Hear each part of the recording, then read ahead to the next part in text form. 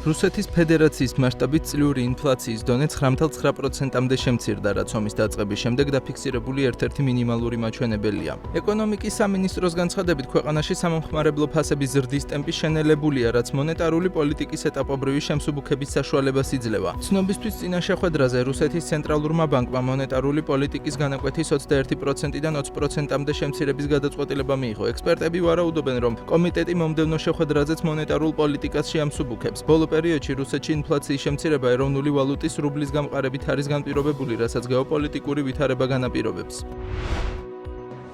ინგლისის ცენტრალურმა ბანკმა მონეტარული პოლიტიკის უცვლელად დატოვების და რეფინანსირების განაკვეთის 4.25%-იან ნიშნულზე განსაზღვრის გადაწყვეტილება მიიღო. გაერთიანებული სამეფოს მთავარი ფინანსური ორგანოს მხრიდან მსგავსი გადაწყვეტილების მიღება მოსალოდნელი იყო, რადგან ცენტრალურმა ბანკმა რეფინანსირების განაკვეთი წინა შეხვედრაზე უკვე შეამცირა 25 საბაზისო პუნქტით. შესაბამისად, ამ თვეს ინტერვენცია არ იყო მოსალოდნელი. ოფიციალური უწყების განმარტებით დიდ ბრიტანეთში ინფლაცია 2%-იან სამიზნე ნიშნულამდეა შემცირებული, რაც მონეტარული პოლიტიკის ეტაპობრივად შემსუბუქების შესაძლებლობას იძლევა. სომხეთის ცენტრალურმა ბანკმა რეფინანსირების განაკვეთი უცვლელად დატოვა. მარეგულირებლის განცხადებით, მონეტარული პოლიტიკის განაკვეთი ისევ 6.75%-ზე დარჩება, რაც ქვეყანაში ფინანსურ სტაბილურობას უზრუნველყოფს.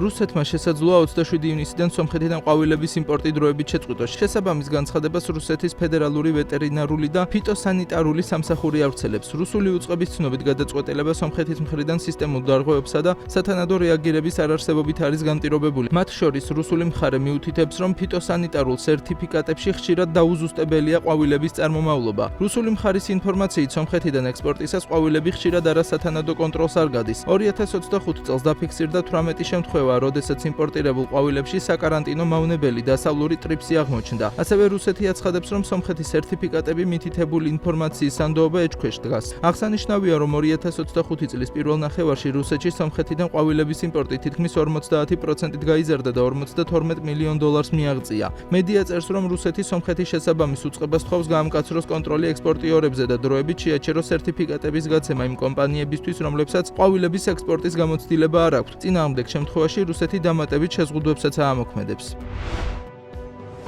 რეკორდულად გაზრდილი ფასის მიუხედავად გლობალური ცენტრალური ბანკები ოქროს ყიდვას აგრძელებენ. მსოფლიო ოქროს საბჭოს ინფორმაციით, საერთო ჯამში ბანკები წლიურად საშუალოდ 1000 ტონა ოქროს ყიდულობენ და მოთხოვნა არსად არ ქრება. უშუალოდ ოქროს ფას რაც შეეხება, ის ამჟამად უნციაზე $3,374 შეადგენს, რაც ერთ წლიან პერიოდში 43%-ით გაზრდილი მაჩვენებელია. უნდა აღინიშნოს, რომ აპრილში ოქროს ფასმა რეკორდულ $3,500-იან ნიშნულს მიაღწია, რაც მსოფლიოს მასშტაბით გეოპოლიტიკური რისკების ზრდით იყო განპირობებული. ინვესტორები ოქროს პორტფელის დივერსიფიკაციის და გლობალური კრიზისებისგან თავის დაზღვევის მიზნით ყიდულობენ. გარდა ამისა, ცენტრალურ ბანკებს ის რეზერვების შესავსებაც სჭირდებათ. მსოფლიო ბანკმა გლობალური სიღარიბის დონის დასადგენად გამოყენებული მთავარი ზღვარი შეცვალა. დღეში $2.15 ნაცვლად ახლა ის $3-ით განისაზღვრება. ცვლილება ეფუძნება 2021 წლის მსყიდველობითი უნარის გლობალური მონაცემების ანალიზს, რომელიც ზღვარის გაზრდის საჭიროებაზე მიანიშნებდა მონაცემებს და წარმოადგენს სიღარიბის მიმართულებით ყველაზე მნიშვნელოვან მეთოდოლოგიურ განახლებას ბოლო წლების განმავლობაში. მსყიდველობითი უნარით დათვლილი შეფასება მიზნად ისახავს სხვადასხვა ქვეყანაში ერთსა და იმავე ნივთებსა თუ მომსახურებაზე ფასების შედარებას. მსოფლიო ბანკის თანახმად მათ მიერ 2021 წლის მსყიდველობითი ფასების ანალიზი აჩვენებდა, რომ ძირითადად დაბალშემოსავლიან ქვეყნებში გაიზარდა საარსებო მინიმუმის ღირებულება, რაც ნიშნავს, რომ ადამიანების ყოველდღიური კრიტიკულად აუცილებელი საჭიროებების დასაკმაყოფილებლად საჭირო თანხა რეალურად უფრო მაღალი იყო, ვიდრე ამას $2.15 ფარგლებში წარმოდგენილი სიღარიბის ზღვარი წარმოაჩენდა. იაპონურმა გიგანტმა Nippon Steel-მა $14.9 მილიონ USA Steel კომპანი შეისყიდა, რაც ფოლადის ინდუსტრიაში მომხდარი ერთ-ერთი უდიდესი გარიგებაა. შერწყმის შემდეგ USA Steel კომპანი შეძლებს საკუთარი ბრენდის მენეჯმენტისა და საწარმოების შენარჩუნებას, თუმცა ის Nippon-ის ჰოლდინგის საკუთრებაში გადაინაცვლებს. გარდა ამისა, Nippon Steel-მა აიღო ვალდებულება 2028 წლამდე ამერიკაში $11 მილიარდი ინვესტიცია ჩადოს, რაც ამ გარიგების გაფორმების ერთ-ერთი წინაპირობა და პრეზიდენტ დონალდ ტრამპის მოთხოვნა იყო.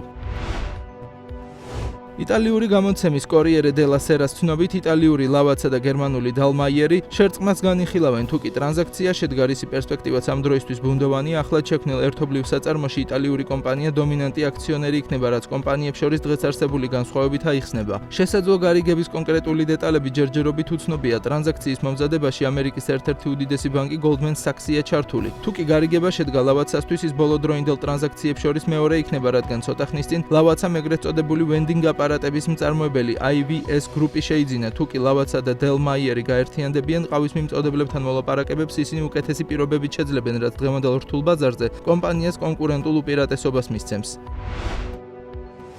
Telegram-ის დამფუძნებელი და გენერალური დირექტორი 40 წლის ანტრეპრენიორი პაველ დუროვმა განაცხადა, რომ საკუთარი 14 მილიარდი დოლარის ქონებას ის 100-ზე მეტ შვილს გადასცემს, როგორც ბიოლოგიური, ისე სპერმის დონაციით გაჩენილ შთამომავლებს. დუროვს ამჟამად ოფიციალურად 6 შვილი ჰყავს 3 სხვადასხვა პარტნიორისგან, თუმცა როგორც ის აცხადებს, ბოლო 15 წლის განმავლობაში მსოფლიოს 12 ქვეყანაში სპერმის დონაციით 100-ზე მეტი შვილის შობაში მიიღო მონაწილეობა. დუროვი ამ ნაბიჯს საკუთარ მოქალაქეობრივ ვალდებულებად მიიჩნევს, რადგან მისი აზრით მაღალი ხარისხის გენეტიკა კაცობრიობის საჭიროა. Telegram-ის დამფუძნებელმა შექმნა სპეციალური მემკვიდრეობის სისტემა, რომლის თანახმად ყველა შვილი თანაბარ წილს მიიღებს. მნიშვნელოვანია, რომ ქონების რეალურ მფლობელებად ისინი მხოლოდ 30 წლის ასაკიდან გახდებიან, რაც იმას ნიშნავს, რომ მემკვიდრეობაზე წვდომა დაახლოებით 2055 წლიდან გახდება შესაძლებელი. დუროვის აზრით ეს მათ საშუალებას მისცემს დამოუკიდებელი გამოცდილება მოიპოვონ და ღირსეულად ჩამოყალიბდნენ, სანამ ფინანსურ ძალაუფლებას მიიღებენ.